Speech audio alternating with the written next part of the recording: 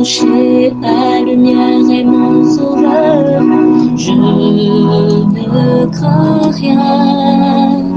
Il est mon rempart et mon ferme soutien.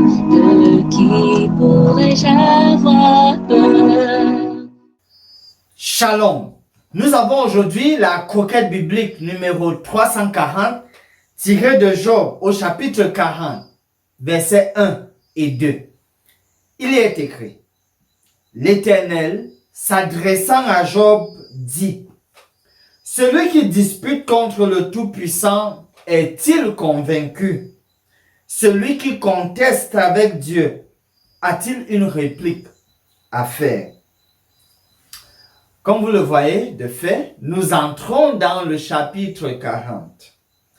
Nous devions remarquer que dans l'ensemble du chapitre 38-39, ce long discours de Dieu contenait tellement de questions posées à Job.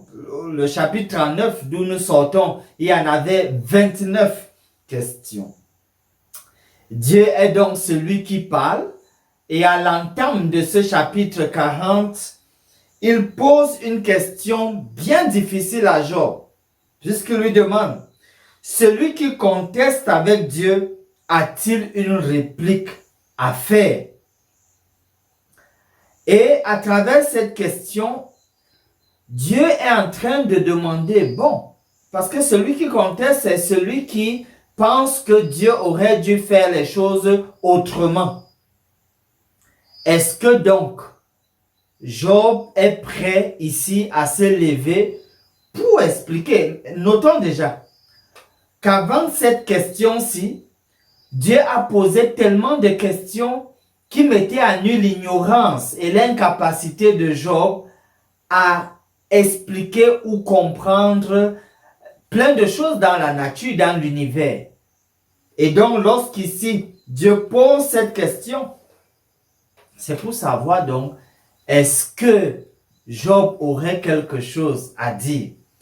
On peut imaginer que Job va être probablement muet, sans mot dire. En tout cas, lors de la prochaine méditation, nous verrons de plus près. Contextuellement ici, on sait que Job avait toujours désiré l'occasion de faire son plaidoyer. La question de Dieu en ce moment semble donc être comme une occasion idoine, une opportunité toute faite, toute donnée, servie pour dire vas-y maintenant. Parce que chaque fois quand Job se défendait devant ses amis, il désirait toujours faire entendre sa voix devant Dieu. Voici donc l'occasion qui lui est offerte. Ainsi, en guise d'application, nous devons donner l'occasion aux malades de s'exprimer sur leur ressenti. L'occasion de décrire dans les détails les symptômes, ce qu'ils ressentent, ce qu'ils voient, ce qu'ils entendent.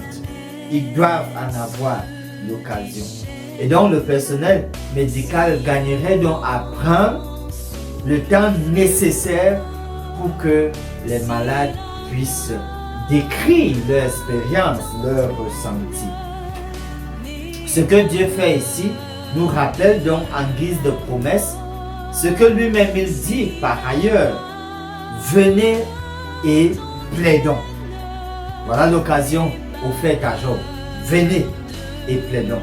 Et pour vous aussi, chers amis, à travers la prière, la méditation, Dieu vous offre l'occasion idoine pour présenter votre plaidoyer, pour lui étaler votre cause. Finissons par ce mot de prière. Cher Père, Dieu, nous sommes si heureux que nous pouvons être tes mains pour aller aider à soutenir nos proches qui sont malades.